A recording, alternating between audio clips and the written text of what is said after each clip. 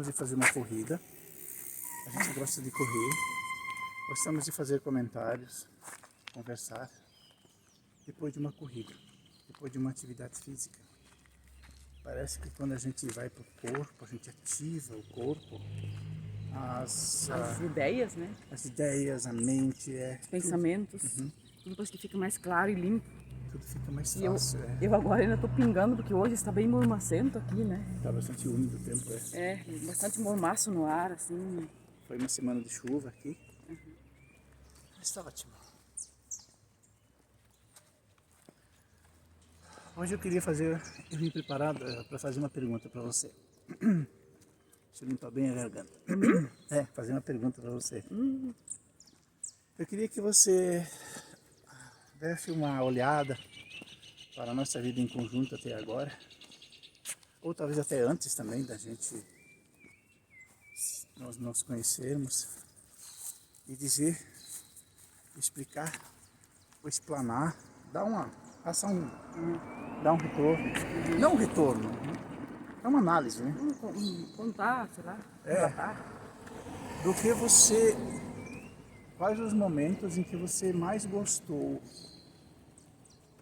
da tua vida até hoje e também daqueles que você menos gostou. Você quer dizer gostar ou que causaram alguma diferença na minha vida? Ou as duas coisas? Primeiro você fala o que você gostou e o que você não gostou. E depois daí, se tiver algum ensinamento, alguma conclusão para ser tirada, alguma coisa para ser comentada, você pode aproveitar e falar no mesmo instante ou depois. Tá bom. Então, deixa eu começar. Deixa eu secar minha testa aí que eu tô todo suado. Eu também tô.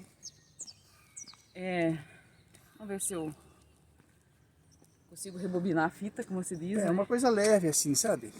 Tá. Descontraída. O que vem? Momentos que eu mais gostei ou que foram importantes para mim. São inúmeros, porque é uma tendência minha a me ligar e guardar na memória mais esses momentos bons, positivos e que trouxeram crescimento, construção, edificação para minha vida. Não gosto muito de pensar naquilo que foi apenas ruim, porque inclusive das experiências ruins, negativas, né, se tira ensinamentos e impulsos fabulosos, né? E eu na minha vida sempre fiz isso. Então, dos positivos, dos bons, dos que me ajudaram, me fizeram crescer. O primeiro deles eu acho que foi quando eu terminei a oitava série, né? E o meu pai, certo dia, penso eu que deve ter sido bem difícil para ele fazer isso, chegou e falou, quando nós estávamos todos juntos, acho que foi logo após o café da manhã, em família. Ele disse para todos nós, mas era eu que tinha acabado de terminar a oitava série, então eu senti aquilo sendo dito para mim. Ele disse, até aqui eu consegui ajudar vocês, para vocês estudarem. Eu quis estudar e meu pai disse que ninguém estudou e que eu também não ia estudar. Então, eu sempre achei muito bonito estudar. Então eu quero dizer para vocês que se vocês encontrarem uma forma de continuar os estudos, eu os libero para irem. E isso para mim, nossa,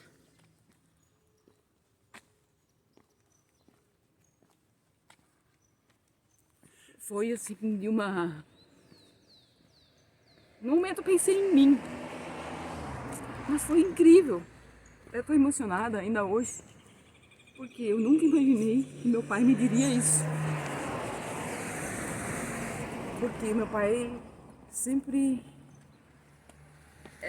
se fixava muito na questão de que as meninas precisam tomar cuidado, precisam se cuidar. E ele não deixava a gente sair de casa sozinhas, né? Então, tinha que levar um irmãozinho junto, nem que fosse uma criança de 4, 5 anos. Eu não podia sair sozinha. E quando ele vem e diz isso, uma coisa que eu não esperava que ele um dia fosse dizer, e para mim foi assim, nossa, de uma liberação, de uma concessão de liberdade, de confiança na capacidade, naquilo que ele passou para nós, na educação que ele nos deu. É uma coisa dupla, na verdade. Bom, isso para mim, então, foi o impulso, né, para eu pegar minha vida nas minhas mãos, sempre guiada pela fé, a minha imensa, gigante fé em Deus, e dar um jeito de encontrar uma solução, uma saída, uma continuidade. Foi o que eu fiz. Então isso para mim foi uma das coisas mais marcantes e que realmente mudou minha vida e que eu nunca esqueci.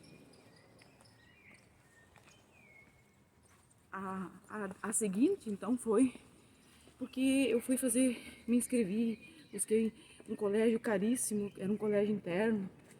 Busquei não, isso me surgiu porque eu queria continuar, foi feito um anúncio um dia num culto que o pastor falou e eu me interessei porque eu pensei, essa é a minha chance.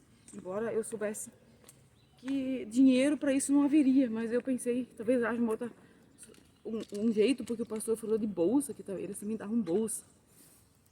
Eu pensei, quem sabe eu consigo uma bolsa. E realmente me inscrevi nesse colégio, eles faziam uma espécie de concurso, exame de seleção, porque eram avaliadas todas as partes humanas, também da área da psicologia, da capacidade de interação e de adaptação a novos ambientes, a regras, de modo geral, a outras pessoas. Eu, então, quando chegou a época, eu fui, viajei, fiz o concurso, essa escola ficava mais ou menos a 600 quilômetros da casa dos meus pais, na grande Porto Alegre. E passei no concurso. E essa possibilidade, e me foi concedida a bolsa integral. Depois da análise da documentação toda, né? Eles viram que meus pais realmente não tinham condições financeiras de me ajudar, de pagar alguma coisa, de ser uma bolsa só parcial. Então eu recebi bolsa integral com todas as regras que tinha. E eu fiz então esse colégio. Isso foi a outra coisa incrível na minha vida, né? Mais tarde, também a continuidade desses estudos, eu sempre achava que eu não tinha condições nem intelectuais de fazer uma universidade. E descobri que isso era uma coisa da minha cabeça. E então surgiu também a oportunidade nessa mesma escola de conseguir uma bolsa, né? Eu não corri atrás dessa bolsa, ela foi oferecida, que vinha de instituições alemãs, da Alemanha diretamente, que investiam em ensino e educação no Brasil. Então eu fui beneficiada com uma bolsa dessas. Essa bolsa também dava uma ajuda de custo para moradia e comida. Isso foi outra coisa que caiu das mãos de Deus no meu caminho. E assim foi indo. Depois, coisas negativas nisso tudo deve ter tido, mas só serviram para eu me centrar mais e ficar mais conectada com aquilo que me trazia benefícios e que me impulsionava para o crescimento. E das experiências negativas eu sempre tirei isso. Eu não sei se está realmente experiências negativas que realmente impactaram a minha vida. Nesse momento ainda não, talvez mais tarde. E continuando, né? Eu me lembro uma história que você me contou. Eu vou pedir para você contar melhor do que eu. Que você estava tão feliz naquele internato, naquele colégio lá, rodeada de amigas, né? Uhum. Tão focada em estudar e nos planos, que a conversa principal das tuas amigas eram sobre namorados, né? Ah, sim. E você, quando chegava nesse assunto, quando chegava a falar disso, Eu não tinha o que falar. você não tinha assunto, né? Não tinha o que falar. Como é que foi isso mesmo? Ah, sim. Elas nessa idade, né, 16, 17 anos, eu já tinha... Eu estava indo para os meus 17 anos, né? Era a idade que a maioria estava. E era conversa de adolescente, de rapaz, de namorado, de paquera, do interesse desse, daquele, né? E eu ficava só escutando, né? Aí de repente elas se voltaram pra mim e disseram assim: Ô Eva, você nunca fala nada, não tem um namorado, não? Aí eu fiquei assim: namorado? Eu? Não tenho namorado, não. Como assim você não tem namorado? Como é que você pode viver sem essa coisa necessária? Você- É, Eu fiquei assim: coisa necessária? Eu não sei, pra mim no momento não é necessário. Tenho muita coisa que fazer, eu tenho que cuidar da minha vida, eu tenho que estudar, eu tenho que ver onde eu vou arranjar finanças para poder comprar minhas roupas, né? Porque meus pais não têm condições de me ajudar, sabe? Então eu não tenho tempo para pensar nessas outras coisas. E isso tem tempo mais na frente. Mas elas achavam estranho que alguém da minha idade não pensasse em namorados. ainda mais com aquela energia toda que você sempre teve, né? Sempre foi muito energizada, muito focada, muito positiva, é isso e vai. Não há tempo de pensar em cansaço. Realmente, isso era outra coisa que as pessoas se estranhavam muito, isso ao longo de toda a minha vida. Como é que eu não consigo, como é que eu parecia ter um motor que não desligava, né? E eu nem me dava conta, né? Pra mim isso era normal e eu achava que pra todo mundo era igual, né? Olha só. Uhum. E não era. Claro que isso também, essas são as dificuldades que foram acontecendo na minha vida, porque aquela coisa, né? O outro não existe, né? Eu projeto a mim mesma no outro. E como eu era assim, eu projetava esse jeito, né? Essa energia toda, essa vontade de ir pra frente também nos outros, né? Porque eu achava que eu estava olhando para os outros, mas eu estava olhando na verdade para mim mesma, né? E então às vezes isso me trazia dificuldade com os outros porque eles não eram assim. E tá, mas então você houve dificuldades e coisas que realmente impactaram e que me travavam às vezes assim por dentro, não travavam de ir para frente. Eram essas experiências, né, que eu tinha a impressão que na minha concepção todos tinham vontade de vencer, estavam no mesmo caminho que eu, então tinham as mesmas vontades que eu, mas não era assim. Mas eu fui aprendendo.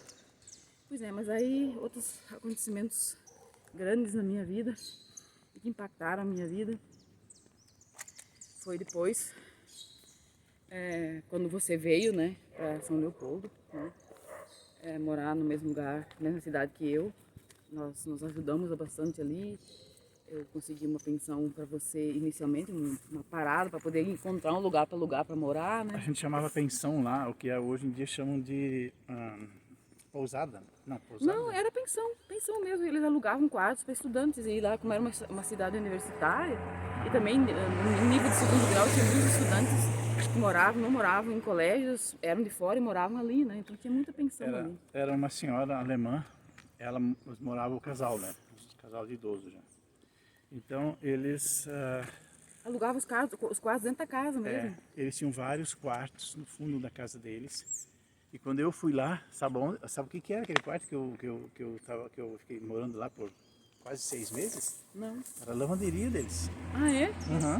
Mas muitos faziam isso, transformavam garagens e pequenos compartimentos em quartos para alugar para estudantes, que era uma Exatamente. cidade de gente que havia muito jovem ali, né? Tava o tanque de lavar roupa ali, eles colocaram então uma cama e um armário, né? Para eu poder ter um mínimo de conforto no lugar. Mas era a lavanderia deles. Imagina, era o espaço que tinha uma lavanderia. E Pois até é. cheiro de sabão ainda lá dentro. Pois é, daí voltando aos fatos, né? Acontecimentos que eu mais gostei, o que me impulsionaram, o que foram positivos na minha vida, foi essa de você ter ido para lá. Aí, porque daí nós já tínhamos um compromissozinho assim um pouco mais forte, né? Sim. De namoro. Ali a gente tinha uma razão para estar lá, né? Sim. Eu me lembro muito bem que eu nunca me senti tão energizado, tão fortalecido, tão feliz naqueles momentos que ao mesmo tempo eram os mais difíceis. Se você perguntasse para mim, e para você, quais foram, se você me der uma data para me dizer qual foi o momento mais difícil ou o melhor da sua vida, eu ia dizer que é essa data aí. Você lembrou de nós, é? Vem, temos companhia aí. Cachorro. Aí eu ia dizer que foi nesse período aí. Foi o melhor e ao mesmo tempo também o mais difícil. E eu Ele quer brincar, trouxe uma bola. Aham. Tem um cachorro nos seguindo aí com uma E ele bola quer na que a gente boca. pega a bola e joga pra ele. É. Essa rua aqui não tem saída, vamos ter que voltar. Vamos voltar. Oi, você quer que eu jogue a bola? É? Vamos voltar. Agora nós Sim, arrumamos daí companhia. então aí nós fomos, começamos a nos ajudar, né? Começamos a nos ajudar e aí a gente foi depois, a outra coisa positiva foi que nós fomos morar juntos. Nós fomos morar juntos, né? Porque era mais barato nós morarmos juntos do que continuar morando separados, né? E aí esse morar juntos foi...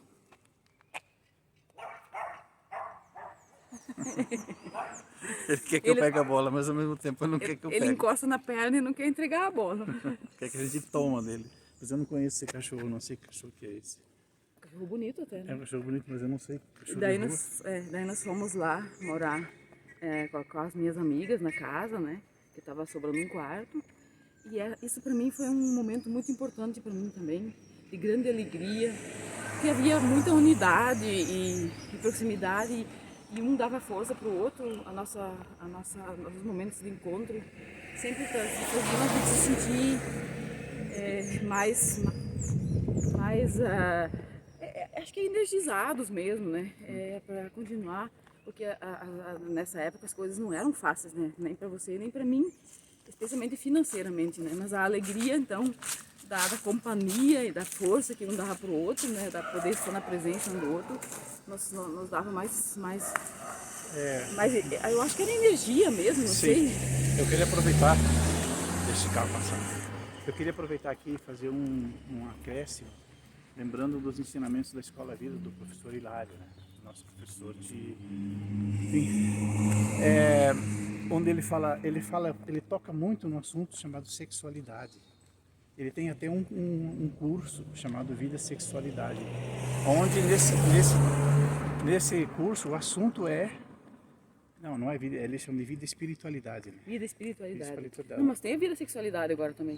Tá. Esse é novo, ele criou agora esse ano. Nós ainda não fizemos esse, nós fizemos o vida e espiritualidade. E também já no Vida Bases, que é o primeiro curso presencial dele, e também nas próprias aulas online dele, ele fala muito sobre a energia sexual. Ele fala sexualidade, ele não fala, não é sexo, é sexualidade. Como assim sexualidade?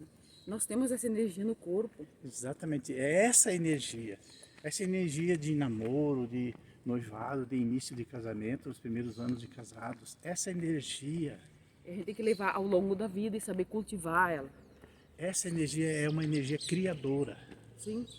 Criadora de vida, da vida. Sim, e aí nós podemos ver no nosso caso, né? No nosso caso, por exemplo... Nós estávamos lá naquela situação bem complexa, difícil financeiramente. Só nós dois, só nós dois. Não tínhamos para quem recorrer. Não tinha ninguém. Tinha amigos, muitas pessoas estranhas. Mas não, da família não tinha ninguém. É. E a gente muitas vezes passou em momentos assim bem difíceis. Você, no caso, tinha que comer uma vez por dia só. Eu só almoçava. Eu não tomava café nem jantava. Naquela época você era um palito engomado, né? Eu não tinha condições financeiras de fazer 3 refeições diárias. Eu fazia só uma. Uma casa de uma família. Naquela época era uma casa de família, não era restaurante, né? Uma casa de família que me permitiam ir lá e almoçar. Sim. Você pagava por esse almoço. Sim, então, eu pagava. era aí que ele podia comer e se saciar pro dia todo, porque não tinha outra refeição. Exato. Às vezes beliscava uma coisa, uma pipoca, alguma coisa.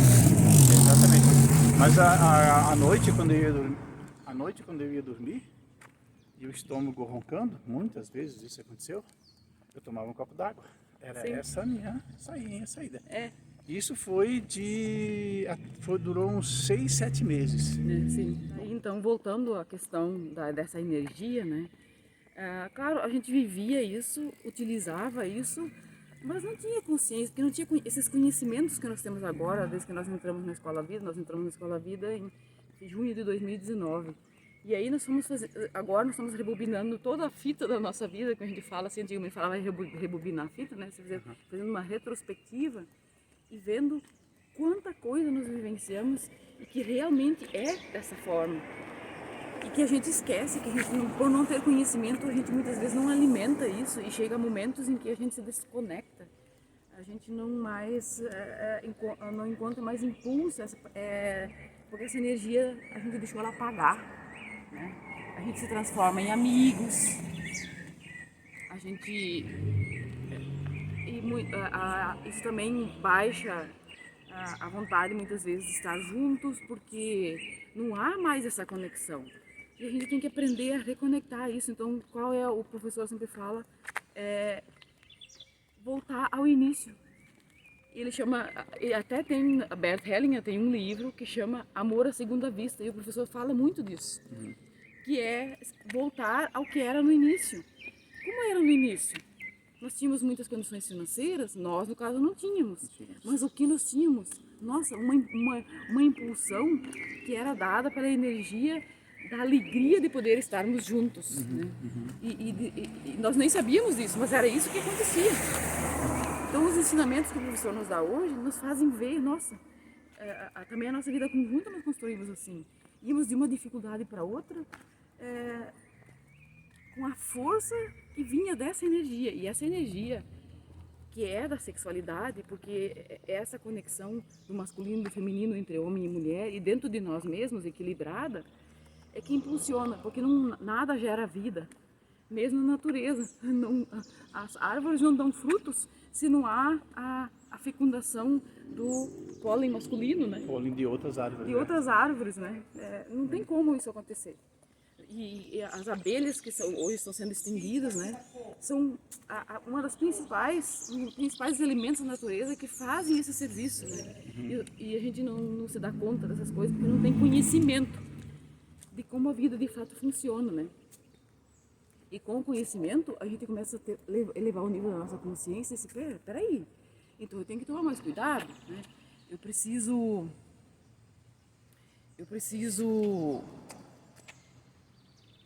olhar com mais carinho, com mais atenção, com mais amor para tudo que me cerca. E assim também para nós mesmos, como pessoas e como casal, né? Que a gente não deixe a abelha que faz essa conexão morrer, a abelha entre a gente, né? Que vai de um para o outro, né? Morrer ou se extinguir. Então nós temos que virar a chave, como o professor muitas vezes diz, e nos ligar de novo. Poxa, como é que era? Era assim? Como é que acontecia? Ele sempre fala voltar ao início. Né? Voltar ao início, E aí quando a gente começa a fazer essa retrospectiva, voltar hoje é tudo DVD, os filmes estão na Netflix, não sei aonde. Antigamente era rolo de fita grande, né? Então a gente rebobinava a fita até o início de novo para poder voltar a assistir o filme, né? Então é isso, rebobinar a fita é isso. Poder assistir o filme da nossa vida de novo desde o início. E o que acontecia nesse filme lá no início? Que hoje não acontece mais, né? Então essa foi uma outra grande alegria e para mim realmente fez bastante diferença e com isso também surgem as dificuldades, né? Porque daí entra a questão de que como cada um e a gente não tem o conhecimento e a gente começa às vezes a formar imagens do que a gente gostaria de ter do parceiro, da parceira de vida, né?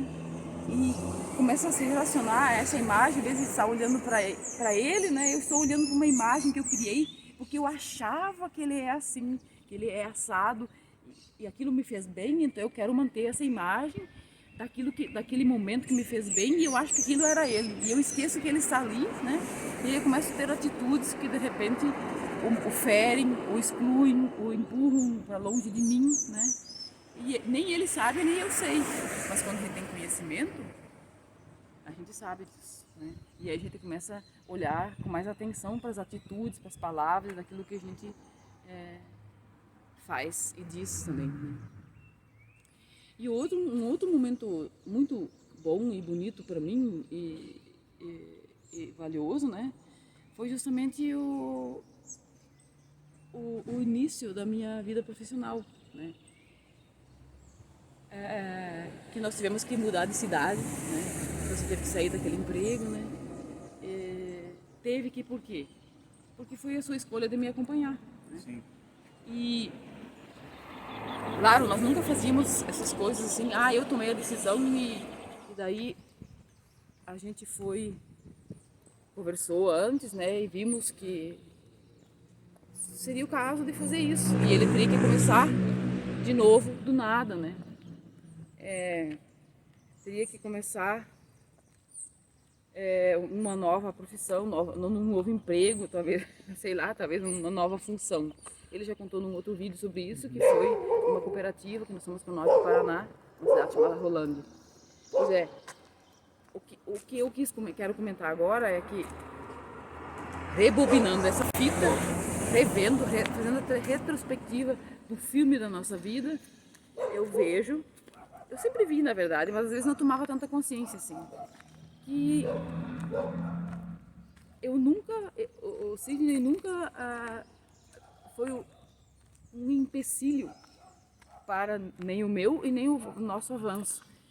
Ele conseguiu intuitivamente, porque não era consciente isso também, perceber que surgiam mais oportunidades no meu caminho do que no caminho dele. E quando essas oportunidades surgiam, ele concordava que elas fossem colocadas em prática. Porque também ele tinha benefícios com isso, não só eu, né? E como casal também, né? Nós tínhamos os nossos objetivos de crescimento e se não estavam surgindo oportunidades para você, né? Sim, de uma forma ainda inconsciente, nós estávamos aplicando um dos ensinamentos da Escola Vida, que era ser livre. Nós somos livres. Sim. Entendeu? Nós não somos amarrados um ao outro, nós não podemos ser um empecilho um para o outro. Nós somos livres. Né? Isso o nosso professor fala muito e ele pratica isso. Entendeu? Somos livres. E ele mostra que é possível isso. Dentro de um casamento, isso é possível. E desde que a gente respeite o outro como ele é. Né? Sem acusações, sem julgamentos. E a gente realmente concorde que eu sou uma pessoa diferente dele e ele é uma pessoa diferente de mim. E que com acordos, por isso nós temos um dom maravilhoso recebido de Deus, que é o da comunicação, que nós não sabemos exercer corretamente, não nos é ensinado isso também desde criança, do modo mais adequado. Então, a gente conversa, senta e vê se isso está bom para o outro, se não está, o que seria o mais adequado, né, para cada um. E aí, quando a gente toma decisões, faz acordos, a gente tem que lembrar que esses acordos também devem ser cumpridos, né? E é o que nós fazíamos quando conversávamos, né? Sem imposições e sim para refletir e ver se é o caso. Então, e aí, como era o nosso costume, nós colocávamos sempre em oração das mãos de Deus. Nós sempre falávamos isso, nós colocávamos nas mãos de Deus. Vamos fazer as nossas orações, vamos colocar aquilo que nós queremos e aguardar os sinais de confirmação ou não disso. Uhum. E assim nos agíamos. A capacidade de perceber os sinais, coisas que acontecem ao nosso redor, é muito importante. E é uma coisa que pode ser desenvolvida ou abafada, depende do que a pessoa... Sim. E isso, nós temos todos essa capacidade, só que nós esquecemos. Uma vez eu li um livro acho que era de um psiquiatra. Ele escreveu, o nome do livro era Além do Pensamento Positivo, que é uma coisa que está em nós e que nós aprendemos a abafar e escrever coisas que outros dizem por cima. O que a mídia diz, o que as religiões dizem, o que outras pessoas pensam e consideram certos como verdade. E então, mas dentro de nós às vezes está dizendo, não é isso, não é por esse caminho, e não sei o quê. Mas a outra verdade de fora, que a maioria está dizendo, bate mais forte em nós. Então nós anulamos a nossa verdade, aquilo que estamos ouvindo, que vem de dentro de nós, para colocar em cima dela a verdade que veio de fora. E isso é o que nos destrói, é isso que nos impede, é isso que nos trava. Isso também o professor mostra nas aulas e nas constelações familiares, quando são feitas constelações familiares, A gente vê ou isso. sistêmicas, ou diagnósticos sistêmicos. Isso se mostra lá, que é exatamente isso que acontece. Então, o professor diz que as constelações familiares, ou os diagnósticos sistêmicos, eles são a linguagem de Deus para nós. E porque é uma energia que é captada e que dentro dessa energia estão todas as informações. Nós aprendemos a negar essa energia. Eu muitas vezes dizia para as pessoas, meus alunos, quando eu era professora, dava aula, você nega a existência da energia elétrica? Não, claro, né? Então, mas como você sabe que ela existe? Pô, tem o motor, tem a geladeira, tem o liquidificador, tem isso, tem aquilo. Diz assim, tá, mas esses são os objetos externos. Você vê a energia elétrica? Aí as pessoas param para pensar, não vejo. Mas tem os fios. Mas os fios são a energia elétrica? Não, são só condutores. Tudo é condutor, tudo é a manifestação, são aparelhos por meio dos quais podemos ver a manifestação da energia elétrica. Mas nós não vemos a energia elétrica a olho nu. Nós podemos ver as faíscas quando dois fios se encostam.